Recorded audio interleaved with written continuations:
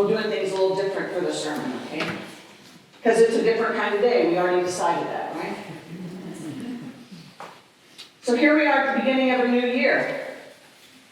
And this is when we think that everything is possible, right? Everything this year is possible. We think that the good life is on its way. We think that I will finally be happy. We do say Happy New Year, right? But how can you be happy? How do we make ourselves happy? Well, I read something recently that said we tend in our country to look at happiness as something external to us. If I just get that new car, get rid of my clunker, if I lose that 20 pounds, if my rotten neighbor would just move, you know, that'll make me happy. If I made more money. Although the article I read said that after about $75,000 a year, making more money doesn't make you much happier.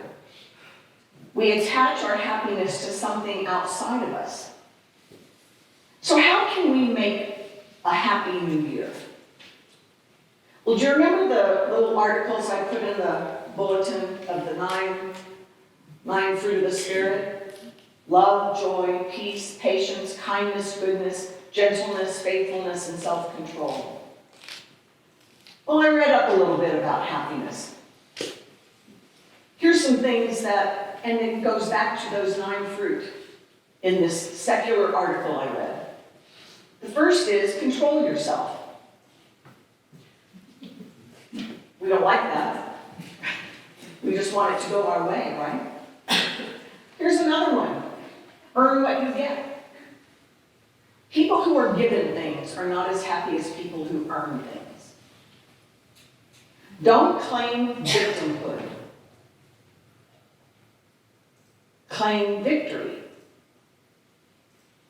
Here's a really good one. Don't complain.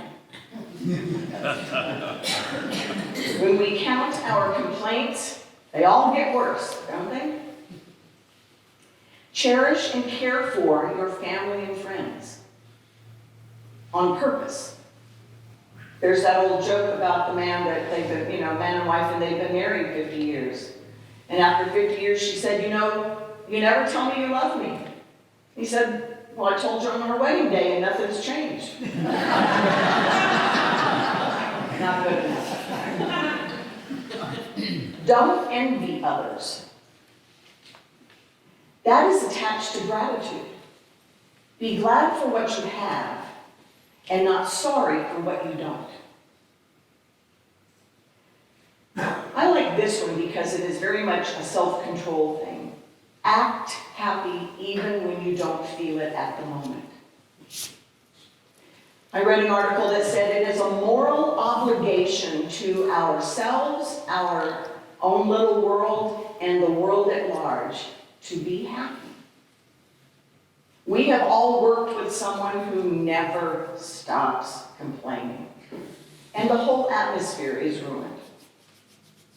We've all heard of families that, I read a little blurb about a family that had 4 children, and the number 1, 2, and 3 were happy and successful and well-adjusted. And the 4th one just complained about everything, and it tainted every family gathering. It takes so little to make us happy, and so much to make us unhappy. But why don't we hold on to the little that makes us happy?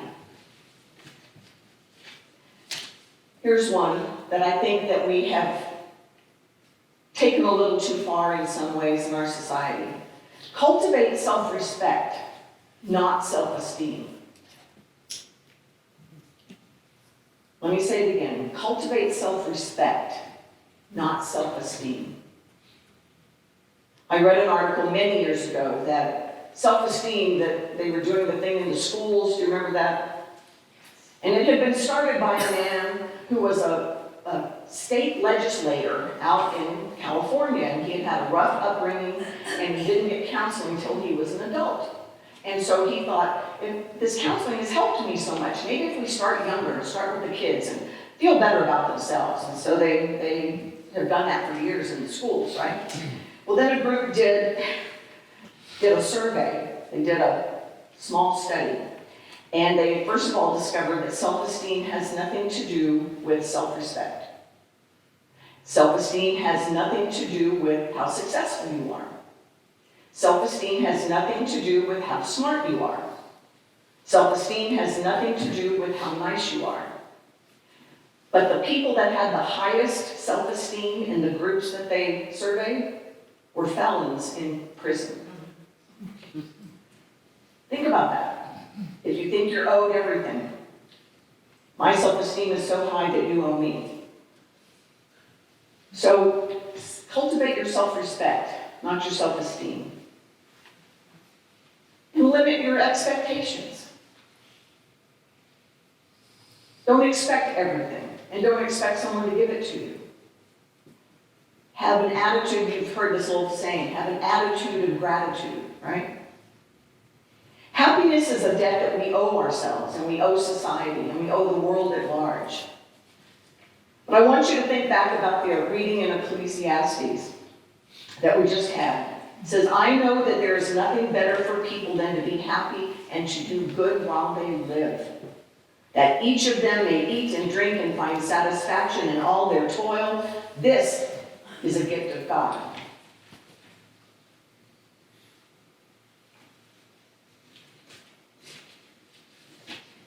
So is there a secret to happiness? Yes. The secret is gratitude. Contentment with what you have. And we can guard our gratitude by remembering the 9 fruit of the Spirit. But also, our last reading today has it, and I want you to take it home with you today. It's from Philippians 4. Finally, brothers and sisters, whatever is true, whatever is noble, whatever is right, whatever is pure, whatever is lovely, whatever is admirable, if anything is excellent or praiseworthy, think about such things. Whatever you have learned or received or heard from me or seen in me, put into practice, and the God of peace will be with you.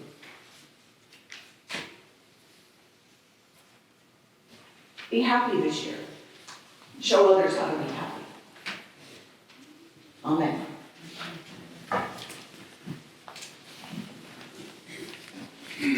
Reading from Revelation.